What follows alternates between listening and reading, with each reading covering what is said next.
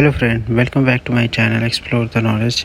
आज हम mutton curry की रेसिपी बताएंगे, जिसके लिए सबसे पहले हमने 2 बड़े चम्मच सूखी धनिया, 1 बड़ा चम्मच जीरा और 2-4 लाल मिर्च, जिसको हमने अच्छे तरीके से तवे पे रोस्ट कर लिया है। अब हम इसमें आधा चम्मच हल्दी पाउडर और आधा चम्मच गरम मसाला पाउडर, आधा चम्मच लाल मिर्च पाउडर और 2 बड़े चम्मच राजेश मसाला पाउडर। अब इन सभी को हम ग्राइंडर में अच्छे तरीके से ग्राइंड कर लेंगे, जो कि देख सकते हैं आप, हमने ग्राइंड कर लिया।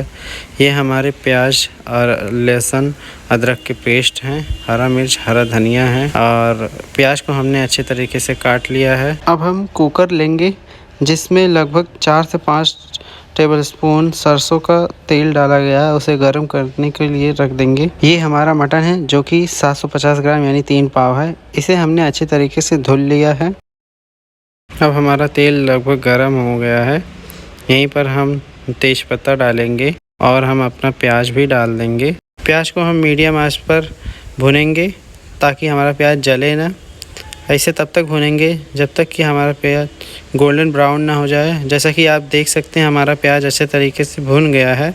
अब यहीं पर हम अपना मीट डाल देंगे और उसे अच्छे तरीके से चला लेंगे। हम मटन को मीडियम आंच पे ही चलाएंगे और देखते रहेंगे बार बार, नहीं तो हमारा मटन पेंदी में चपक जाएगा। अब यहीं पर हम अपने अदरक लहसुन के पेस्ट को भी डाल देंगे। हमारे अदरक लहसुन के पेस्ट में लगभग 2 पोटली लहसुन था और आधा इंच अदरक था।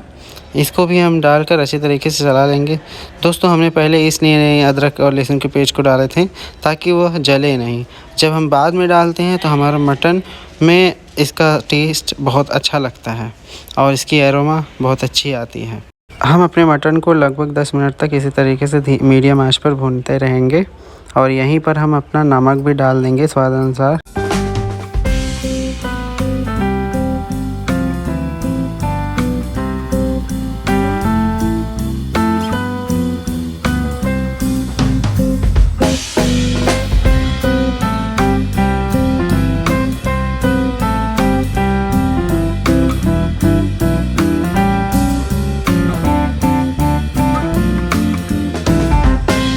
हम अपने मटन को बीच बीच में चलाते रहेंगे, इसी तरीके से जिस तरीके से आप देख रहे हैं वीडियो में।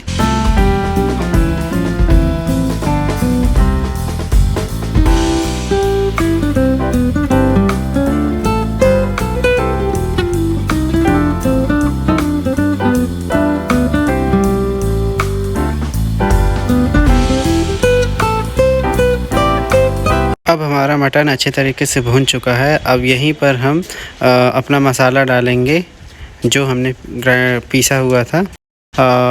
जो भी एक्सेस मसाला है उसको हम पानी से निकाल लेंगे और लगभग हम इसमें 1.5-2 कप पानी डालेंगे और उसके बाद चला देंगे अच्छे तरीके से। और यहीं पर हम हरी मिर्च डालेंगे, तोड़ेंगे नहीं, खड़ा ही, जितने आपको ज़रूरत हो उसके हिसाब से डालें और इसको अच्छे तरीके से चला देंगे और धीमी आंच पर रखकर ढक देंगे। इसे भी बिल्कुल उसी तरीके से 10 से 15 मिनट तक धीमी आंच पर भुनने देंगे और बीच बीच में चलाते रहेंगे। मसाले के पहले भी सेम यही प्रोसेस करना है, मसाले डालने के बाद भी सेम यही प्रोसेस करना है और बीच बीच में देखते रहेंगे कि हमारा मसाला पेंदी में चपके नहीं, क्योंकि मसाला डालने के बाद पेंदी में चपकने का डर बहुत रहता है।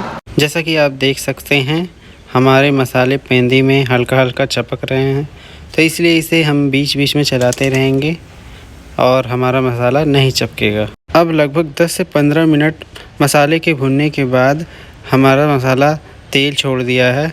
अब हम यहीं पर पानी डालेंगे। ये पानी हमने गरम कर लिया है गुनगुना, ताकि हमारा जो पीसेस हैं वो ऐंठे ना, टाइट ना हो, इसलिए हम पानी को गरम करके डाले हैं और इससे हमारा जो भी मटन होता है वो अच्छे तरीके से बनता है, अच्छे तरीके से गलता है और इसे हम अच्छे तरीके से चला लेंगे।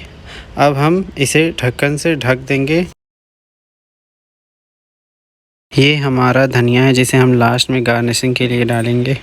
हम अपने मटन को लगभग 7 से 8 सीटी में पकाएंगे। हमारा पहला सीटी हाई फ्लेम पर पकेगा, उसके बाद बाकी के बचे सीटी को लो फ्लेम पर पकाएंगे। हम लास्ट में जब गैस के फ्लेम को ऑफ़ करेंगे तो हम कुकर के ढक्कन को तुरंत नहीं खोलेंगे, उसे ठंडा होने देंगे, उसके बाद ही खोलेंगे।